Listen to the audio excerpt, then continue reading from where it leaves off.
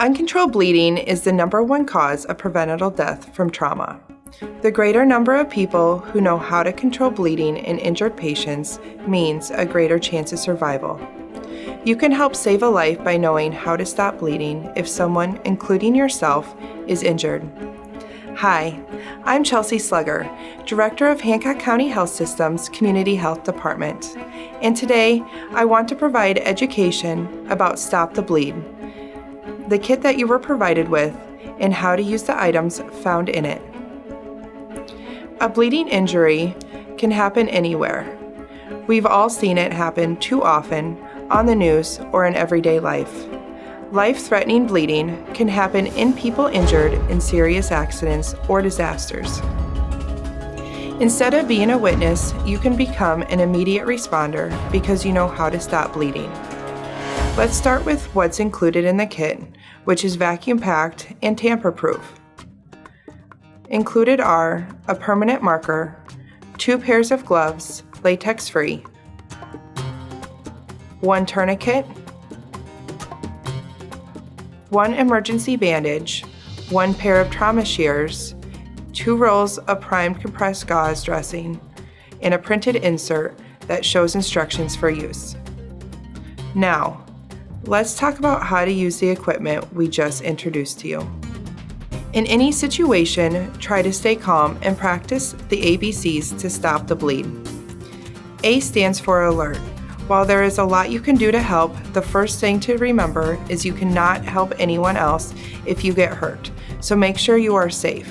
If you need to evacuate the area, do so, and if you can take the victim with you to safety, do that.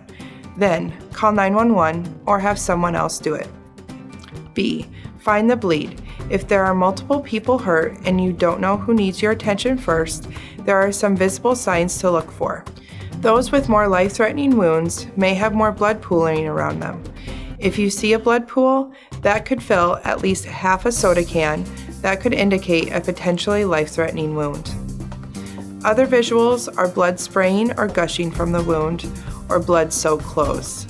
There may even be a severed or partially severed limb, and it may be necessary to remove clothing to get a better look at the wound. Again, there are gloves in the Stop the Bleed kits, so it is advised to put the gloves on. C stands for compression. You can apply pressure by using a clean cloth and pushing down with both of your hands. To apply the dressing, press and take the gauze or quick clot bandages from the kit and cover the wound. If the wound is large and deep, stuff the gauze or quick clot bandages into the wound. Apply continuous pressure with both hands directly on top of the bleeding wound. Press down as hard as you can. For severe or life-threatening bleeding from an arm or leg, you can use a tourniquet.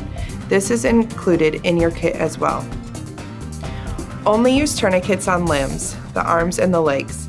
Apply 2 to 3 inches above the wound, but not on a joint. Wrap around the limb, slide the strap through the slit, and secure tightly with the Velcro.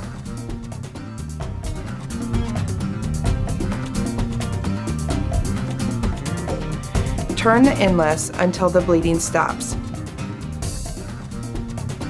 Here should be no pulse at the end of the wound. Secure with the clip, and a tourniquet is safe on a limb for up to 2 hours without any long-term harm. Now with the marker supplied in your kit, write the time you begin the tourniquet. If you have any questions about the kit or about Stop the Bleed, please call HCHS Community Health at 641-923-3676. You can make a difference.